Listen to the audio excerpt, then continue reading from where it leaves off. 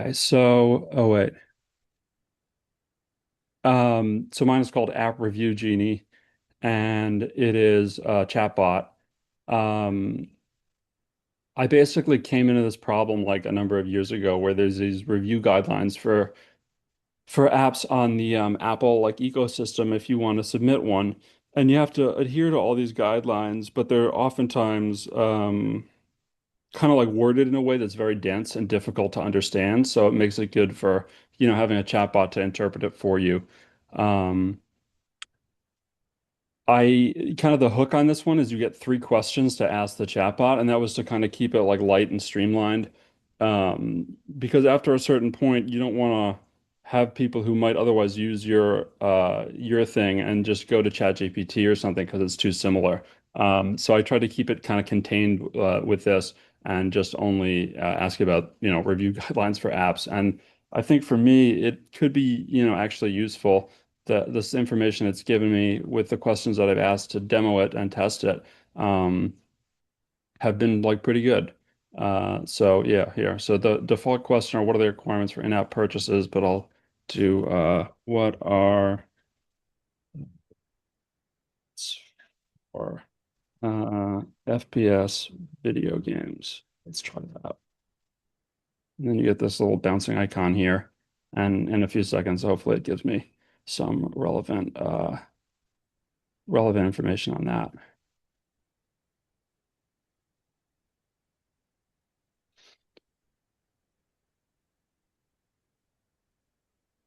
And it's like pretty aware. It seems to do a good job, like it uses Gemini as the chatbot, and it has basically a RAG pipeline of Apple's developer review guideline like website, and then once a week it'll update. So in case Apple updates their guidelines, it'll stay up to date and like rescan, and that'll be good because they do sometimes change stuff.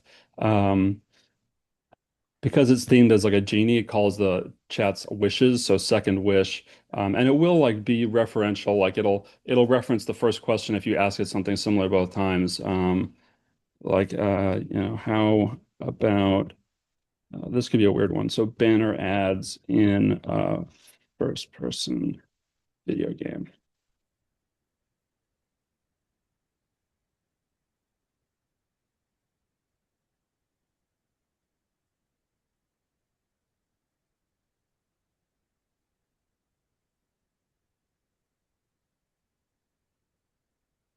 Yeah, and that's another one it'll give you these actual references to the guidelines in terms of these numbers, and that's kind of helpful too, because then you can actually, if you do want to read it yourself, you still can go back and refer to it.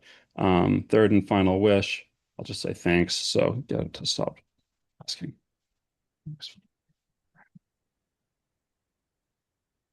And then it asks you if you want to start a new conversation. I did want it to um, kind of use the scrolling a little better. It does scroll down when it answers. Sometimes it doesn't scroll down when you chat.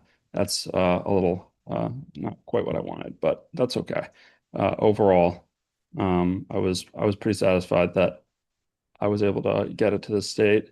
And I mostly used Lovable for the beginning to get like a template going, and then I used Cursor to kind of like tweak it a little and make it a little more customized because um, Lovable is very useful, but it does have a tendency, I think, to kind of, for any little change you make, use a lot of your tokens.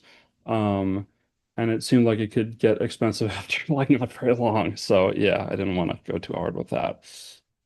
Yeah, and that's basically it.